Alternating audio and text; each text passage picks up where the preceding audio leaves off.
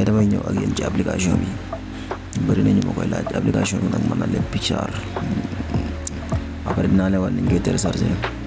yëpp ci laa koy defaree pour nga montage retour ngay jënd ordinateur ba ay logiciel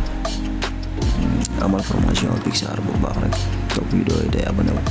incha allah yëpp di leen wan ni ñu koy defaree photo mariage encore te yëpp ci laa ko doon waaw te application bi da ngay ñëw fii fekk na man kii la boo pare ñëw Pixar ngay bind Pixar su bindee Pixar moo nekk ni emoji bi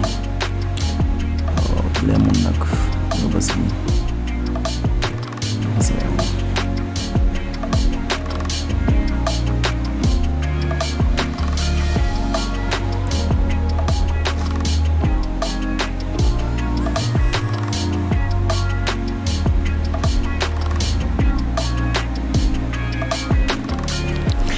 YouTube nag connexion bi moo xaw a yàqu quoi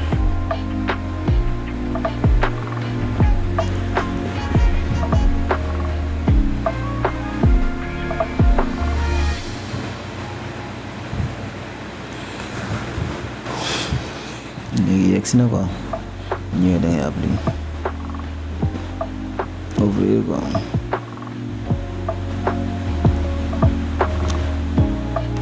bu fekkee ne mosoo ci activé mosoo maa ngi koy doog a télécharger dina laaj compte xam nga man dama ko amoon bu yàgg sama bos doon laaj mise à jour rek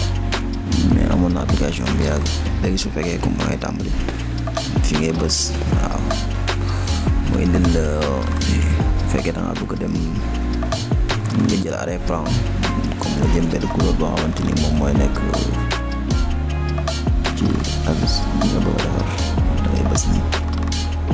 encore ma ñëw ci application bi ñëw fii ngay jëlee photo et cetera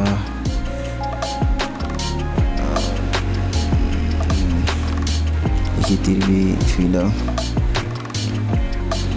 yëpp incha allah comme ñu am foofu ak yéen Et comme d'habitude, si cette vidéo vous a plu, n'oubliez pas de mettre un pouce bleu, de vous abonner et d'activer la cloche pour recevoir toutes les notifications et être au courant des prochaines vidéos. À demain!